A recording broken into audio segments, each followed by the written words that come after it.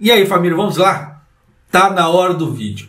Quem acompanhou o canal aqui deve se lembrar que eu falava, passei 2022 falando que o Japão estava uma porcaria. Pois é, o Ministério das Finanças veio a público falar que o Japão em 2022 foi uma porcaria. Daí eu vou passar isso para você aqui, já colocando você no contexto atual, até mesmo em questão de investimentos, etc., já para você já ter uma noção de como a coisa vai ficar, como eu já havia falado em outros vídeos também, que o Japão já previu inflação para até 2025 e com inflações crescentes, tá?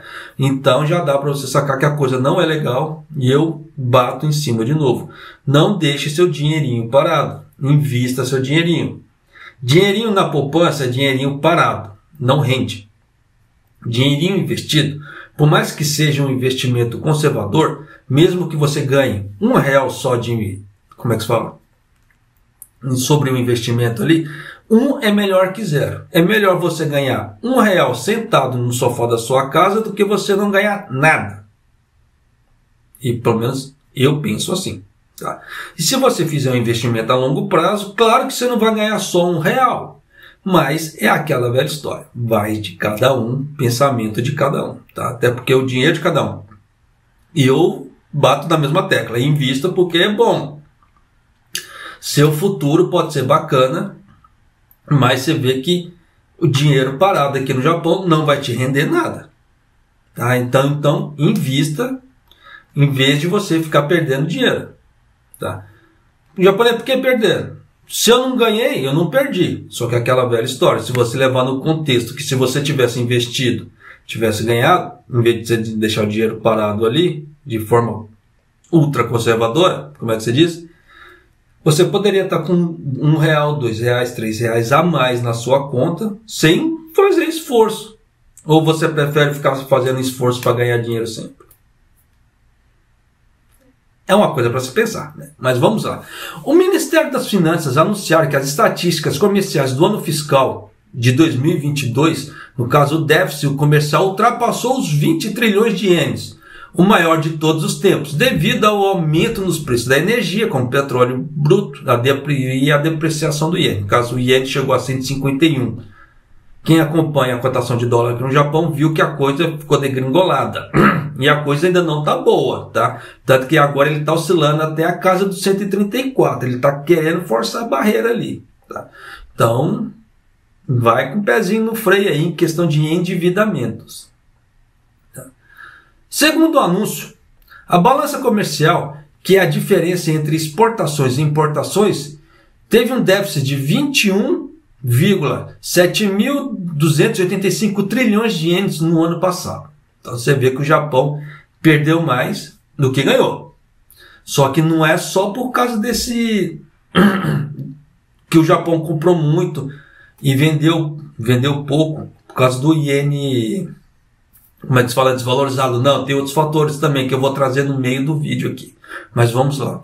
O déficit aumentou para 3,9 vezes o valor do ano fiscal de 2021, aumentando em mais de 16,1 trilhão de ienes, o maior desde o ano fiscal de 1979, para o qual as comparações são possíveis. E esse ano também a coisa não vai ficar muito para trás.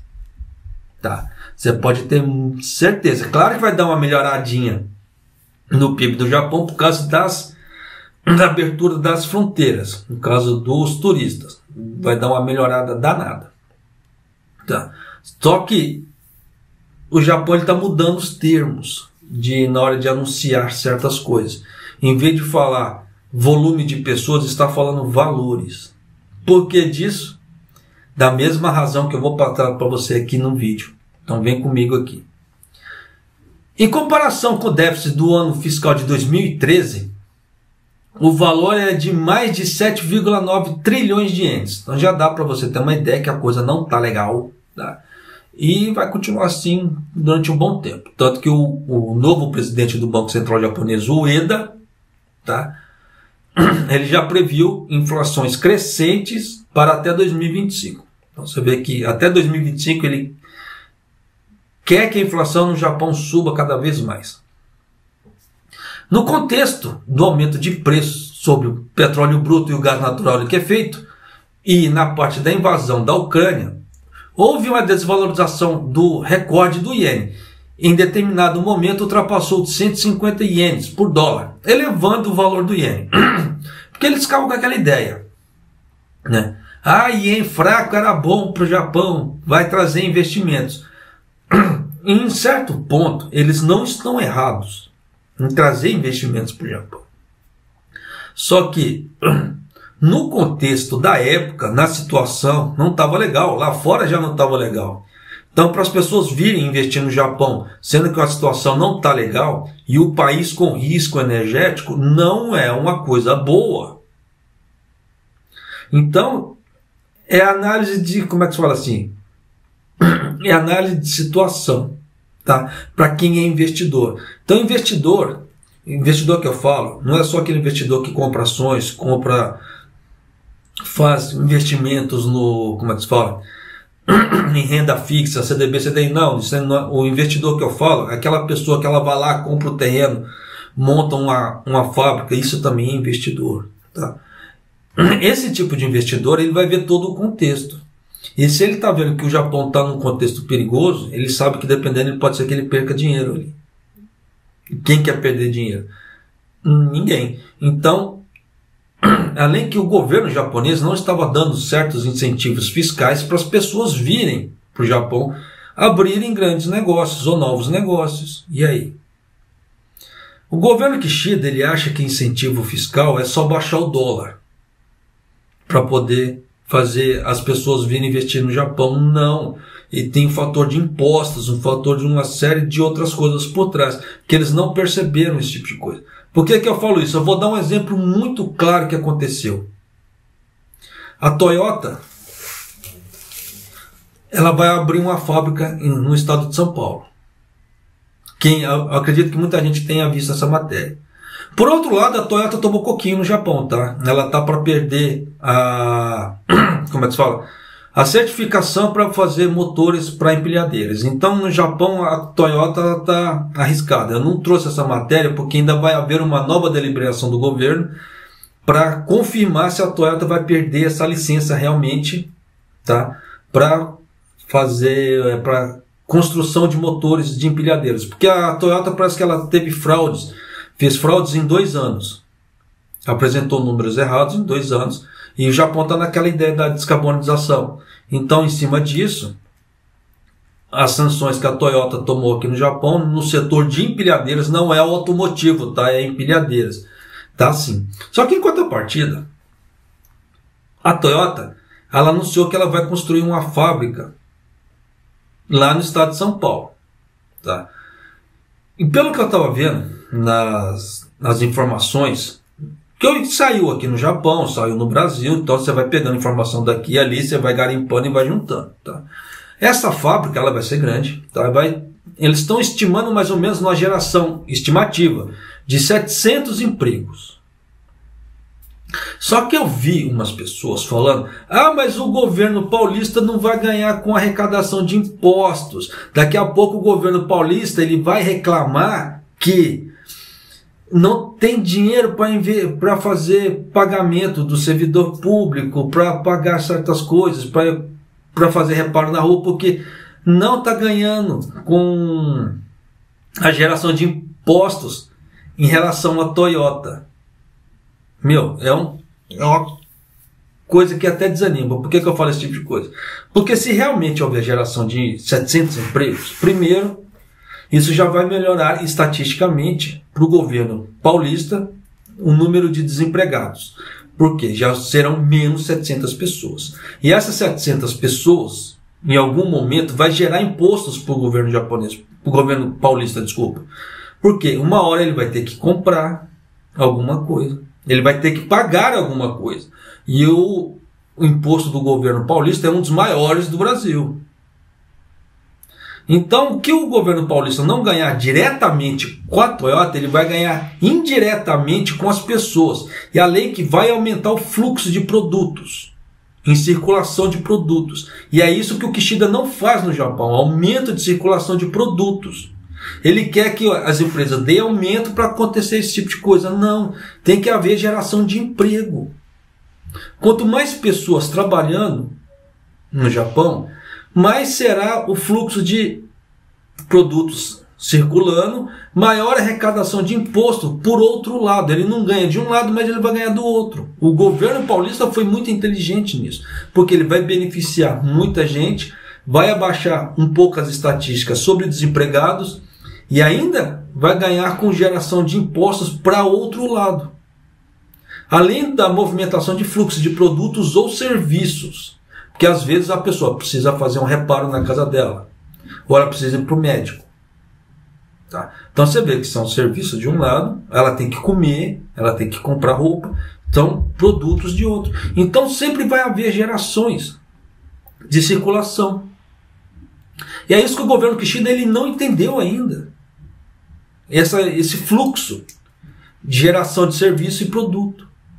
Ele quer que isso aconteça com as pessoas tendo aumento de salário. Às vezes o aumento de salário não vai ser para todo mundo aqui no Japão. E aí? Então vocês veem a diferença de mentalidade? Mais vida que se segue. Então já deu para você sacar por A mais B que o governo Kishida está tomando um passo muito errado. Tanto que uma boa parte do dinheiro do Japão ele está escoando. Ele não faz aqui dentro do Japão. Ele não dá incentivos fiscais para as empresas virem para cá. Ele faz o contrário. Em vez de dar incentivo para as empresas virem, não. Ele pega o dinheiro do Japão e solta para fora. Nos países de fora. Tanto que está saindo várias matérias de empresas japonesas que vão abrir várias subsidiárias nos Estados Unidos. Então o que acontece? Vai haver geração de emprego, geração de riqueza nesses países. Nos Estados Unidos, por exemplo, não no Japão. Isso é uma grande burrice para quem quer ver o país crescer. Porque lá eles vão dar mais emprego para as pessoas vão poder comprar mais, vai gerar mais impostos para os outros governos. E aqui o governo japonês, entende? Para o emprego das pessoas aqui, a manutenção dos empregos das pessoas.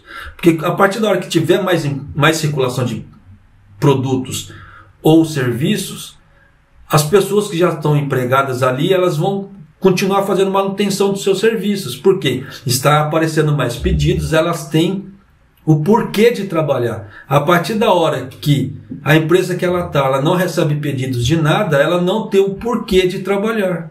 Então, aí nessa hora o que acontece? Já deu para você sacar por A mais B que tem muita coisa de politicagem que os caras são muito burros. Mas, vida que se segue e continuando aqui. Né? Vamos tentar dar uma acelerada agora, porque eu fiz essa explicaçãozinha só para você ter uma ideia de como as políticas, ultimamente, principalmente a política do Kishida, ele é totalmente contramão do que é a geração de riqueza. Ele faz somente aqui, escoação de riqueza. Ele só pega o dinheiro do Japão e manda para os outros países. É burrice, mas vamos lá. Além disso, a balança comercial em março, né, em relação ao mês passado, foi deficitária em 754,5 bilhões de ienes. O déficit comercial foi totalizando, tá, 289,6 bilhões de ienes, o maior, né, em relação ao mesmo mês, desculpa por causa da tradução, do ano passado, pelo 20º mês consecutivo. Então já são 20 meses com o Japão em déficit. É aquela velha história, da onde você tira e não repõe, acaba. E o governo japonês, como só está perdendo a arrecadação, o que ele precisa fazer? Aumentar os impostos. De alguma forma. Então é aquela velha história. Ah, não vamos dar aumento. Sim, mas vamos aumentar. Não vamos aumentar um imposto de forma direta. Vamos aumentar os impostos de forma indireta. Japonês, como é que a gente aumenta os impostos de forma indireta? Aumentando o preço dos produtos. Porque aí entra a questão de quantidade vezes valor. Eu posso vender menos por um valor mais alto, eu vou pagar um imposto mais alto com menos venda. Entendeu? Como é que é a coisa? Como é que é a safadeza da politicagem aí? Por isso que inflação é bom para o governo. Por isso que na época da deflação era bom para nós consumidores, mas para o governo não. Por isso que o Kuroda ele sempre tentou fazer inflação de qualquer jeito. no Japão. Só que graças a Deus, lá fora estava muito bom. Como lá fora estava muito bom, e as empresas aqui do Japão, ele tem uma linhagem mais conservadora, então eles davam o seu jeito, tá, para não fazer um grande repasse de aumento de preços, então dava aquela congelada. Aí nisso formava a famosa deflação do Japão. Mas, vida que se segue, e essa época de deflação praticamente eu acredito que não voltará mais durante um bom tempo. Caso volte algum dia, o que eu duvido muito. Tá? Mas, vida que segue. Claro que vai chegar uma hora que esse patamar ele vai dar uma diminuída. Tá? Vai dar uma cessada. Mas não quer dizer que os preços voltarão a ser retroativos. Igual é antigamente. Igual foi antigamente. Né? Mas, continuando aqui. De acordo com as estatísticas comerciais divulgadas, o valor de importações do ano fiscal de 2022 aumentou significativamente em 32,2% em relação ao ano anterior. Isso porque o Banco Central japonês falou que a inflação no Japão não chegou a 2% ainda. 2% estável. Você vê que só essa parte de importações de compra houve um aumento de 32,2%. Mas cabeça do Banco Central, né? Por outro lado, o índice de volume, que indica o volume de importações, aquilo, né, que o Japão comprou, né, caiu em relação a 1,6% em relação ao exercício anterior, pela primeira vez em 2 anos. Então está caindo o volume de importações do Japão, caiu em 1,6%. Em outras palavras, é uma situação que o valor aumentou, né, só que o preço diminuiu. Tá? Então já dá... Desculpa. O valor em questão de volume diminuiu e o preço, o volume de preço aumentou. Então já, o que acontece? O Japão ele comprou menos pagando mais. Então já dá para você sacar por A mais B que preços muito altos não é bom. Em outras palavras, vamos lá. As razões para isso que são os preços crescentes do petróleo e a desvalorização do iene. De acordo com o Ministério das Finanças, o preço unitário das importações em dólar do preço, no caso do petróleo bruto importado no ano passado, aumentou 32,5% em relação ao ano anterior, refletindo os preços mais altos das transações internacionais.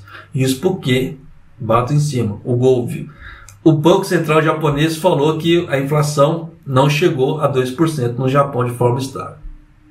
Então já dá para você sacar quem que está mentindo aí. Tá? Só para começar.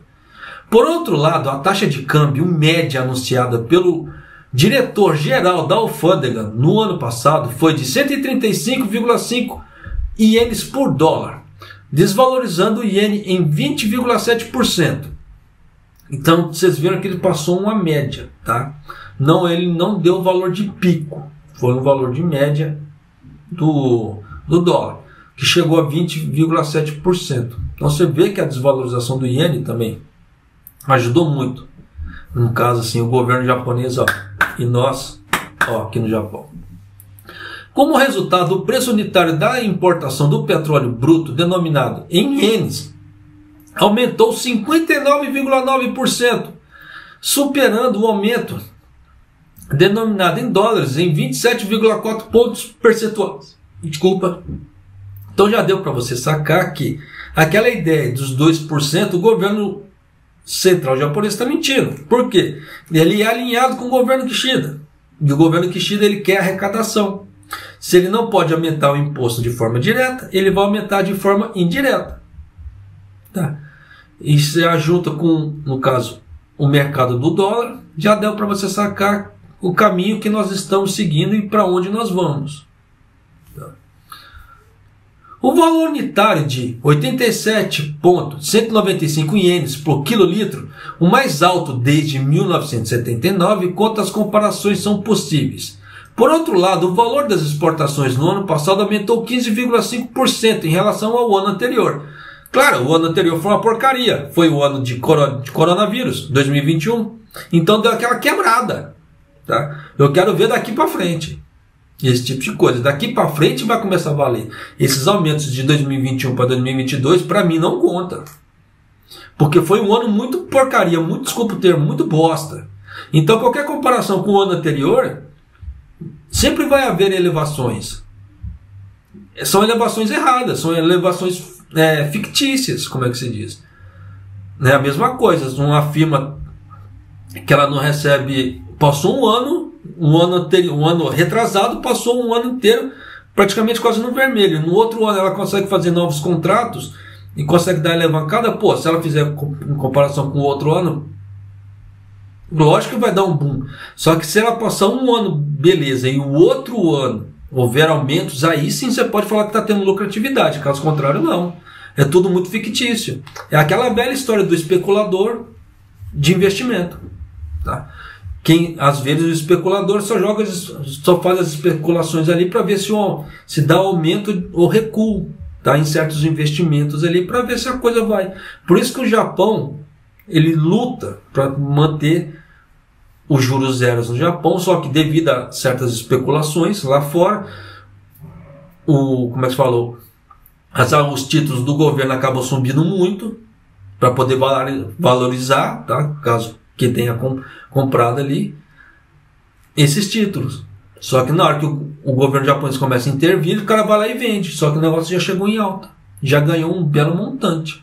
Igual agora tem juros zero. Então os valores dos títulos do Japão não estão lá, essas coisas não são lá atraentes. Então muita gente basicamente quer fazer dinheiro rápido, acaba não comprando, mas tem gente que vai lá e compra. Aí nessa história de especulação, na hora que chega lá no teto lá, em puff. É a mesma coisa o Bitcoin. Bitcoin agora está em queda vertiginosa. Aí eu falo isso por quê? Porque eu acompanho, porque eu tenho Bitcoin. Eu faço, às vezes consigo fazer day trading com Bitcoin. Às vezes sim, às vezes não. Tá? Só que agora não dá para fazer day trading. Não dá para fazer um enriquecimento mais rápido. Então, como é que se fala assim? É sentar e chorar. Vida que se segue. Tá? Mas a coisa, como é que se diz? Tem várias formas de você investir para ganhos rápidos. Ganhos rápidos, como é que se diz? São investimentos mais arriscados. Muito mais arriscados. Só que o seu risco de ganho é muito maior também a curto prazo. Tá? A curto prazo que eu falo assim, questão momentânea, é rápido. Tá? Só que se você é um pouco mais conservador e gosta de juros, como é que se diz, investimentos a longo prazo. Você vai ganhar bacana sem ter que esquentar a cabeça, sem ter que ficar olhando cotações todo dia. Tanto que Bitcoin, geralmente, dependendo, ele tem 2 picos durante o dia. Tá? Chega a 2 momentos que ele começa ou dá uma pancada para cima ou dá uma pancada para baixo. No geral. Tá? Em 2 momentos do dia. Então, para ficar acompanhando esses 2 momentos do dia é complicado, porque a gente nunca sabe qual momento realmente vai dar aquele pico. Então, para fazer a compra e a venda, então você praticamente tem que ficar direto. É a mesma coisa, dependendo do mercado de ações. Tá? Só que no mercado de ações, se você quer ganhar de forma rápida, você tem que ver valor. Se você quer ganhar com certo prazo, você tem que ver, como é que fala, o currículo da empresa também. Tá? Se é uma empresa que ela tem como é que se fala assim, um potencial de crescimento, um potencial de valorização. Então, dependendo de você fazer day trading para certas empresas, dependendo, não é interessante, porque você, em vez de ganhar dinheiro, em vez de ganhar X montante de dinheiro, você poderia ganhar Y de montante, mas não ganha esse Y por fazer day trading. Então, certas valorizações a pessoa acaba perdendo, como já aconteceu comigo. Eu ver que chegou um certo pico, tá? De valorização, e depois começou a cair. Aí o que aconteceu? Na hora que começou a cair, eu fui lá e vendi. Só que o negócio fez isso aqui, ó, POC, e voltou a subir. Na hora que nisso que voltou a subir, subiu muito. E nessa brincadeira que eu deixei de ganhar muito dinheiro com isso. Tá? Por isso que eu falo, então determinados momentos não compensa fazer day trade, tá? Sem fazer olhar o histórico da empresa e outras coisitas mas vida que se segue. Então são coisas de valorização, de investimento, que você consegue ganhar dinheiro, tá? Por isso que eu falo para você, não deixe dinheiro parado. Tá? Só que uma outra dica que eu dou para você, se você não entender do certo tipo de investimento, não faça investimento de risco. Tudo que é investimento de risco é aquele investimento que você não entende. Então, por isso que como é que se fala, a educação financeira é importante. Meus vizinhos estão uma bagunça, não sei se dá para vocês escutarem aí, tá? Vai criança chorando, tá correndo, tá um caos. Então, procurem estudar um pouco a educação financeira. A educação financeira praticamente quase não tem números. É mais parte teórica para você entender como é que a coisa funciona. Aí, a partir dali, tá, se você quiser aprofundar, aí começa a entrar com um pouco de número, mas não é muita coisa também. Tá? Mas é aquela velha história. Tanto que determinados investimentos, ela tem a proteção do governo. Tá? Na hora que você vai fazer sua retirada ali, ela já vai, o próprio governo já vai pegar a parcela dela. Então, na hora de você fazer o imposto de renda é muito mais fácil, porque já foi retido dali o valor da fonte. Então, tem muita coisa que é mais tranquilo, que as pessoas acham que é o bicho de sete cabeças, mas não é. Tá? É questão de informação. Por isso que eu falo, faça uma pequena educação financeira, que você vai crescer demais. Por isso que as pessoas me perguntam, japonês, no que investir? Eu não consigo falar isso para as pessoas, no que investir. Porque cada pessoa ela tem um perfil. Tá? Cada pessoa ela tem um sonho. Cada pessoa ela tem uma necessidade. Então, eu indicar certos investimentos para as pessoas, sem saber todo esse tipo de coisa, fazer um cronograma como se eu fosse um médico sentando ali na frente da pessoa, fazendo o prontuário dela, sem saber esse tipo de coisa, fica difícil para indicar investimentos. Por isso que eu peço para as pessoas, façam uma certa educação financeira, porque em cima disso daí, você vai conseguir identificar qual o melhor perfil para você. Se você quer ganhar rápido, se você não tem tanta pressa para ganhar, se você tem condições de ficar olhando o mercado todos os dias, se você não tem condições, quais são as suas necessidades diárias, se você tem dinheiro sobrando, você tem dinheiro que você não está sobrando, mas quer investir, mas pode ser que precise desse dinheiro no dia da manhã, diferentemente de uma pessoa que pode investir ali num tesouro direto de 10 anos, que ela não vai precisar mexer nesse dinheiro durante 10 anos. Tá? Então, tem muita coisa que tem que se pensar. Tá? Só para vocês terem uma ideia, o último pacote do Tesouro Direto que eu comprei R$40. Tá? Era o que me tinha no bolso sobrando. Então, R$40, fui lá e comprei R$40 do título do Tesouro Direto do governo brasileiro. Tá? Já me rendeu R$1. E aí? Para mim tá bom. Como é que se diz? Gastei 40, tá lá parado. Depois esse dinheiro vai voltar para mim. Tá. Mas já ganhei R$1 sentado no sofá. Investi só 40. E aí? Pô, bacana? Demais. Por isso que eu falo para você, não deixa dinheiro parado. Tá? O que você poderia estar ganhando sem esforço, você vai ter que fazer o esforço para ganhar aquilo. Tá? Por isso que não deixa dinheiro parado. Então existem várias. Só que investimento é bom de tempos em tempos. O que isso quer dizer? Que certo tempo o investimento é bom para um lado, outros investimentos crescem em outro tempo.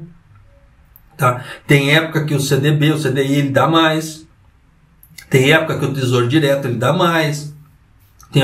Tem época que fundos de investimentos dão mais.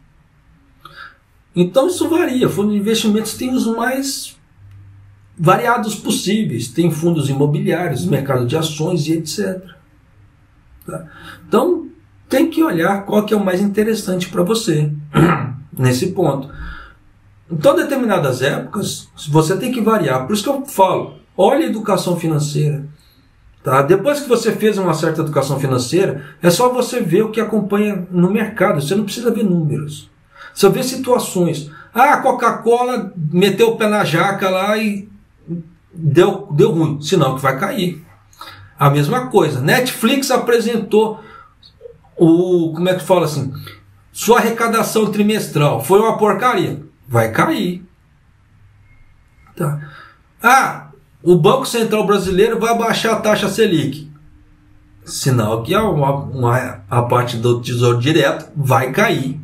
tá? E outros investimentos também baseados na Selic vão cair também. Tá? Então, isso são exemplos. Então, você tem que. Por isso que eu falo, você não precisa olhar números. Você vê situações. Dependendo da situação que der, você já consegue perceber que tal coisa é boa, tal coisa é ruim. Para você fazer investimento. Ah, japonês, mas em caso de investimento de 10 anos, aí não tem jeito. Tá? Porque parte política ela vai subir e descer assim. Tá? Igual o medidor batimento cardíaco. Ela sobe e desce. Tá? Só que é aquela velha história. Aí você tem que ver a taxa de juros que cada um tá oferecendo. Por incrível que pareça, não vou falar isso não, porque senão vai gerar uma polêmica danada. Tá? Mas, por incrível que pareça, tempos atrás, tinha bancos oferecendo CDBs a 120%. Hoje, o máximo que eu vi é 114%. Então você vê que as situações estão mudando.